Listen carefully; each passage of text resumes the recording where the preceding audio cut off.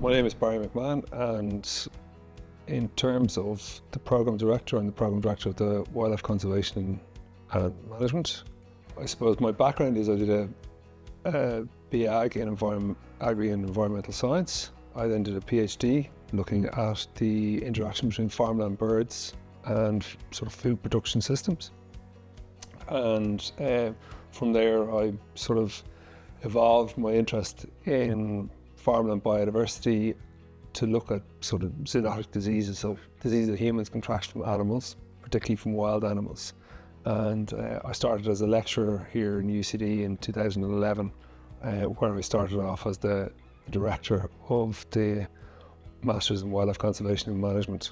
In terms of actually where we operate at the interface between environment and food production, we're in a very unique set of circumstances because there's very few universities in Europe actually work on that interface, and in conjunction with that have access to, a veterinary hospital, veterinary medicine, human medicine and public health. So that whole interface of agriculture, environment, human medicine, veterinary medicine, and how that relates to the management of global resources is at the forefront of many of the challenges that we face at this time.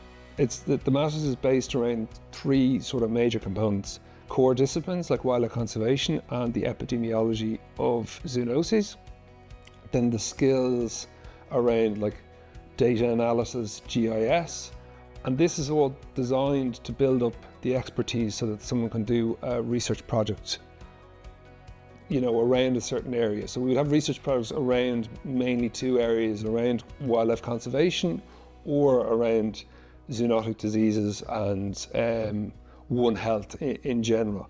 And I suppose what's really powerful around the research projects is that it's what makes the Masters almost individual to each student. So they do take the two core components at the beginning, but then their research project is what makes the Masters their own.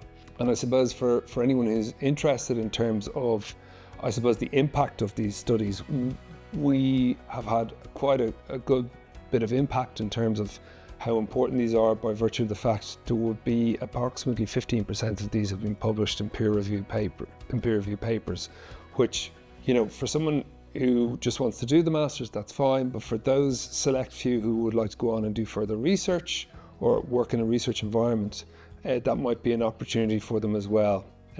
By virtue of the fact it can sort of, you can do your research project and then you can sort of put a little bit of work in beyond that to elevate it to a peer review paper.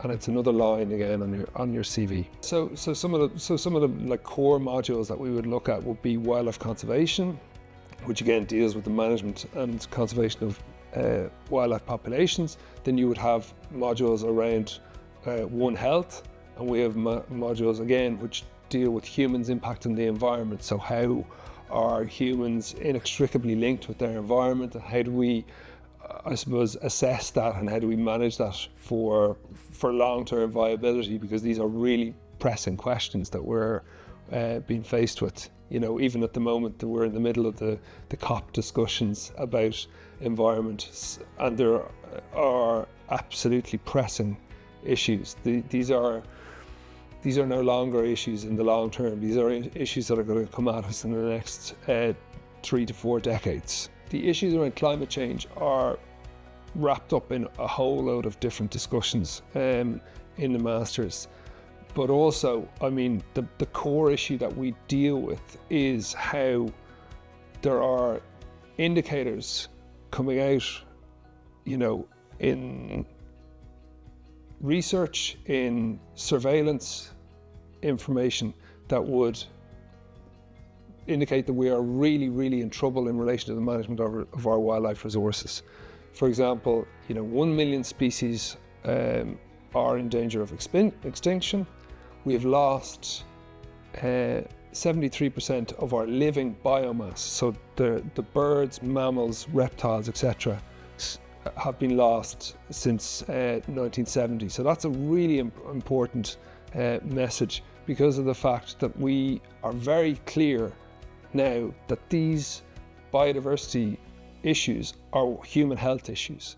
And again, an editorial that was published in The Lancet in 2024 was really clear about this, where it said biodiversity issues are human health issues. So there is a realization that these are not luxuries, these are necessities that we need to be able to manage. And that's, I suppose, what we study in terms of, in the Masters itself, the life science discussions about these facts, but also what's probably more important is how do we enable change to be facilitated so that we can manage the planet into the future in a more realistic manner for our own survival, and because we need, food production systems, but we cannot persist the way that we are at the moment. Despite what people would tell you, we cannot persist the way we are at the moment and expect to be around as a species in 100 years, because we just won't be.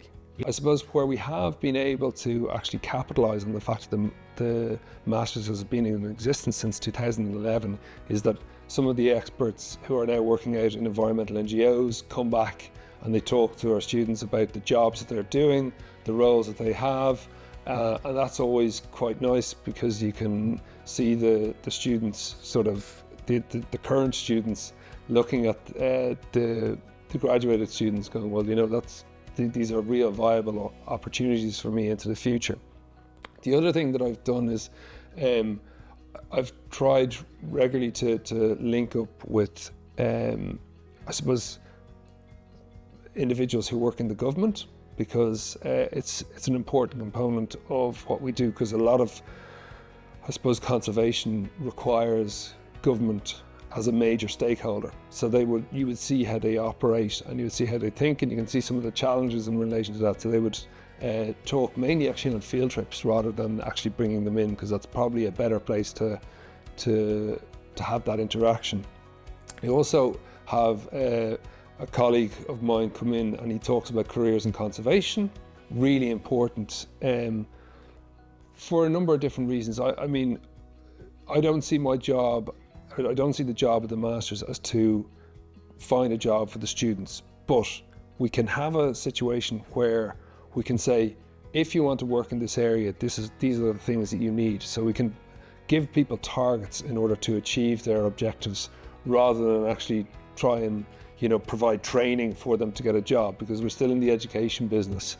But it's a session where I get someone in, they talk about some of the skills that are required, they talk about some of the attitudes that are required, they align realities as well in terms of what's out there. And it's always a session that's really, really well received, and it's one that it sort of happened organically, but it's one that's really, really important in terms of, I suppose, the student experience and the fact that the individual who comes in has got a lot of experience across the world as well. Hi, my name is Georgina Mooney and I'm a current student of the Wildlife Conservation and Management Master's course in the School of Agriculture and Food Science at UCD. I did my undergrad in environmental science, and then I spent 2 years as an ecologist in an environmental consultancy. After 2 years at work, I decided that I wanted to return to education for increasing my theoretical and practical knowledge for professional capacity, and also for potentially continuing into a future in academics. I chose this course specifically out of the other masters that are offered in UCD and in other universities because it was offered in the School of Agriculture. In Ireland and in Europe, the divide between agriculture and wildlife is so limited that wildlife will always impact agriculture and vice versa. And I really liked the fact that this course was not only acknowledging that, but highlighting it. It really was part of the appeal to me. The modules offered are really relevant in an Irish context and teach a broad range of skills that are required in a professional setting, such as scientific report writing, various habitat classification methods, and habitat mapping. And it is a great opportunity for people to be able to practice these skills before having to use them in a professional sense. There are also a number of field trips to ongoing management regimes that allow you to see the theoretical methods that you learn in your lectures you'll get to see in practice, which was really, really interesting. In addition, the class sizes are all pretty small, so you're able to get to know everyone in the course really well, and you get to know the lecturers quite well, and that means they're very approachable. I'd recommend this course if you have an interest in Irish ecology and the management of Irish wildlife. Thank you.